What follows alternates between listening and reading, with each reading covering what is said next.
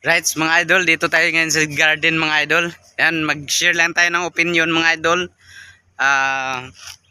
Tungkol po doon sa may nagtatanong mga idol, isang content creator tungkol po doon sa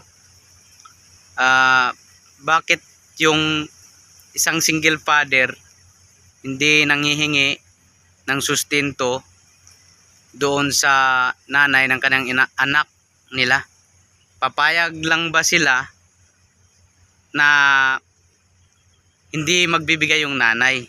So, opinion natin dito mga idol, kahit hindi tayo single father, kasi nakita ko yung post niya, nagtatanong siya.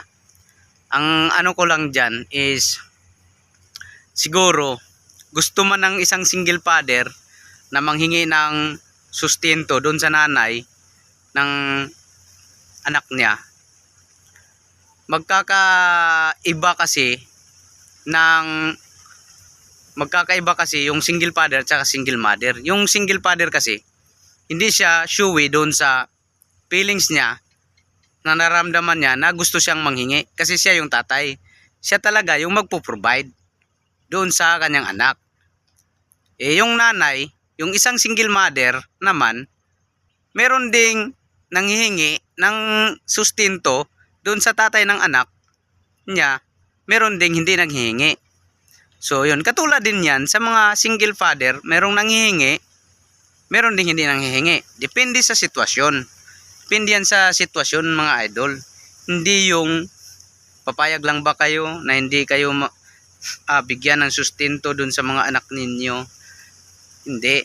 Magkaiba, meron tayong pagkakaiba. Ang lalaki kasi hindi yan showy sa kanyang emosyon. Hindi yan showy sa kanyang nararamdam. Gustuhin man niyang manghingi, kinikim-kim niya na lang yun, na kaya niyang buhayin yung anak niya na siyang mag-isa. Katulad din sa babae, na meron ding mga babae na strong talaga sila, na kaya nilang buhayin kahit wala yung tatay ng anak nila. Ganun lang yun. So yun lang mga idol yung ano natin doon sa dahil tungkol doon sa tanong na yun na nakita natin yung video niya ng isang content creator. Opinion lang yun mga idol kahit hindi tayo single father, bibigyan din tayo ng opinion. So kayo mga idol, comment nyo, tsaka kung ano ang inyo doon. Tapos mag-post din kayo ng tungkol din sa naramdaman nyo na ganun yung opinion nyo.